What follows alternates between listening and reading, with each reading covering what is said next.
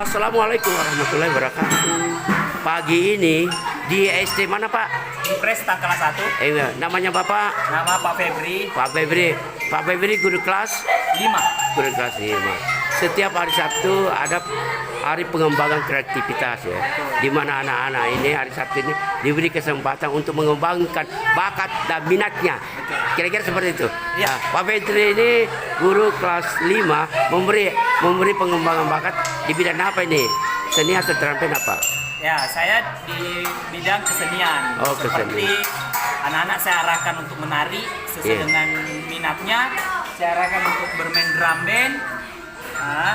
Dan ada juga membuat gantungan kunci untuk dijadikan kreativitas ekonomi untuk dijual kembali menjadi kas kelas. Ya, jadi di samping kita ajarkan seni, kita juga ajarkan yang disebut dengan bakat seni. Dalam artinya kreativitas membuat gantungan kunci. Ya. Nah, terus dijualnya kemana ini kalau sudah selesai? Mungkin untuk pertama di sekitar sekolah dulu, di teman kelas ataupun di kelas-kelas lain. Seperti itu. Di sekitar sekolah saja. Jadi memberikan kesempatan kepada murid atau siswa mengembangkan sebagai memasarkan hasil produknya kan seperti itu Pak. Ya, terus pengembangan seni tari dan drum band tentu sering juga tampil di mana-mana kan. Betul. Dan semuanya adalah output daripada pendidikan Pak ya. Outputnya. Ya. Terus kita kenal juga teori pembelajaran gasing. Nah, teori pembelajaran gasing ini kemarin kemarin kalau bicara matematika kayaknya killer. Ya, killer ya. Tapi kalau sekarang mengapa Pak? Menyeramkan.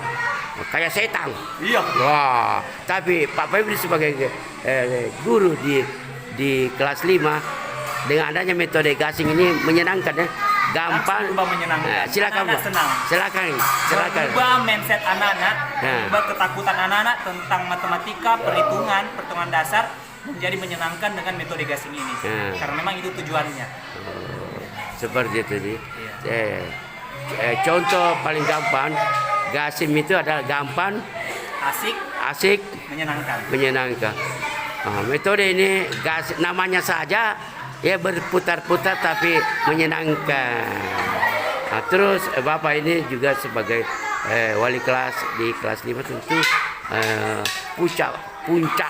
puncaknya ilmu di SD ada di kelas 5. Harapan Bapak ini kepada siswanya apa sih sehingga Bapak ini bisa betul-betul terjadi kesan yang positif bahwa guru membawa hikmah menata masa depan menuju ke depan. Ya, pesan saya pertama guru harus memahami muridnya. Karena dengan memahami murid, guru bisa menentukan, memilih metode pembelajaran apa saja yang bisa digunakan dalam mengajarkan siswanya. Karena siswa yang bahagia, siswa yang senang akan rajin ke sekolah, dan siswa yang senang akan gampang menerima pembelajaran dari gurunya. Jadi seorang guru wajib dan harus memahami siswanya itu sendiri ya. Itu kuncinya. Itu pertama. Yang kedua apa tuh? Yang kedua mengetahui menjadi kelemahannya, menjadi ketakutannya, apa yang menjadi kendalanya. Nah, setelah kita mencari tahu kendalanya, itu kita carikan solusi bersama sehingga kendala itu sudah tidak ada lagi. Seperti. Jadi kelemahannya, kesenangannya, kelemahannya. Terus yang ketiga apa tuh? Yang ketiga memberikan pendidikan yang terbaik sesuai dengan kurikulum dan mengarahkan peserta didik dengan bakat dan minatnya masing-masing. Waduh, jadi yang ketiga dikembangkan ya, dengan berdasarkan kurikulum ya. Nah, dan disitulah yang ketiga kelihatan bakat dan minat. Terima kasih. Yang terakhir apa? Yang terakhir mungkin dari saya untuk seluruh guru-guru di Indonesia, jangan patah semangat, selalu semangat menghadapi siswa. Insya Allah ilmu yang Bapak Ibu berikan bisa menjadi amal jariah untuk Bapak Ibu guru se-Indonesia. Pak siapa lagi namanya Pak? Pak Febri. Pak Febri dari SD. Impres Tangkala 1. Nah, demikian bincang-bincang kami pagi hari ini. Kami dari tim News Perwadi mengucapkan sukses selalu, semangat Ki, maju tak gentar, Indonesia merdeka. Assalamualaikum warahmatullahi wabarakatuh. Waalaikumsalam warahmatullahi wabarakatuh. Assalamualaikum warahmatullahi wabarakatuh. Pagi ini di SD mana Pak? Impres Tangkala 1. Namanya Bapak? Nama Pak Febri. Pak Febri. Pak Febri guru kelas 5. Guru kelas 5. Setiap hari Sabtu ada hari pengembangan kreativitas ya. Di mana anak-anak ini hari Sabtu ini diberi kesempatan untuk mengembangkan bakat dan minatnya. Kira-kira seperti itu. Ya. Nah, Pak Febri ini guru kelas 5 memberi pengembangan bakat di bidang apa ini? Seni atau terampil apa? Ya, saya di bidang kesenian. Oh, Seperti anak-anak saya arahkan untuk menari sesuai dengan minatnya. Saya arahkan untuk bermain drum band. Nah, dan ada juga membuat gantungan kunci untuk dijadikan kreativitas ekonomi untuk dijual kembali menjadi kas kelas. Ya, jadi di samping kita ajarkan seni, kita juga ajarkan yang disebut dengan bakat seni. Dalam artinya kreativitas membuat gantungan kunci. Ya. Nah, terus dijualnya kemana ini kalau sudah selesai?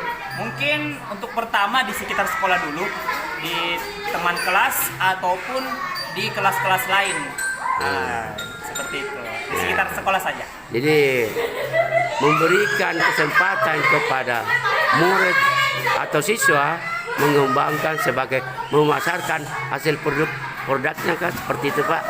Ya, terus pengembangan seni tari dan drum band tentu sering juga tampil di mana-mana kan. Betul. Dan semuanya adalah output daripada pendidikan Pak ya.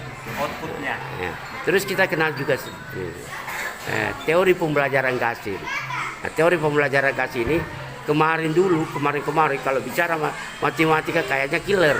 Ya, killer ya. Tapi kalau sekarang mengapa Pak? Menyeramkan. Kayak setan. Iya. Wah, tapi Pak Febri sebagai guru di kelas 5 dengan adanya metode Gasing ini menyenangkan ya. Gampang, menyenangkan. Silakan Pak. Silakan. Merubah mindset anak-anak, merubah ketakutan anak-anak tentang matematika, perhitungan dasar menjadi menyenangkan dengan metode Gasing ini. Karena memang itu tujuannya. Seperti itu. Contoh paling gampang, Gasing itu adalah gampang, asik, menyenangkan. Metode ini namanya saja ya berputar-putar tapi menyenangkan. Terus Bapak ini juga sebagai wali kelas di kelas 5 tentu puncaknya ilmu di SD ada di kelas 5. Harapan Bapak ini kepada siswanya apa sih sehingga Bapak ini bisa betul-betul terjadi kesan yang positif bahwa guru membawa hikmah menata masa depan menuju ke depan. Ya, pesan saya pertama guru harus memahami muridnya. Karena dengan memahami murid, guru bisa menentukan, memilih metode pembelajaran apa saja yang bisa digunakan dalam mengajarkan siswanya. Karena siswa yang bahagia, siswa yang senang akan rajin ke sekolah, dan siswa yang senang akan gampang menerima pembelajaran dari gurunya. Jadi seorang guru wajib dan harus memahami siswanya itu sendiri ya. Itu kuncinya. Itu pertama. Yang kedua apa tuh? Yang kedua mengetahui menjadi kelemahannya, menjadi ketakutannya, apa yang menjadi kendalanya. Nah, setelah kita mencari tahu kendalanya, itu kita carikan solusi bersama sehingga kendala itu sudah tidak ada lagi. Seperti jadi kelemahannya, kesenangannya, kelemahannya. Iya. Terus yang ketiga apa tuh? Yang ketiga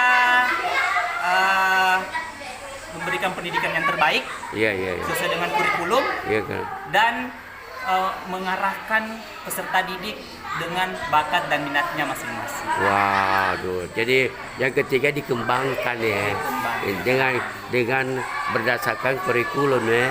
Nah, dan disitulah yang ketiga kelihatan bakat dan minat. Terima kasih.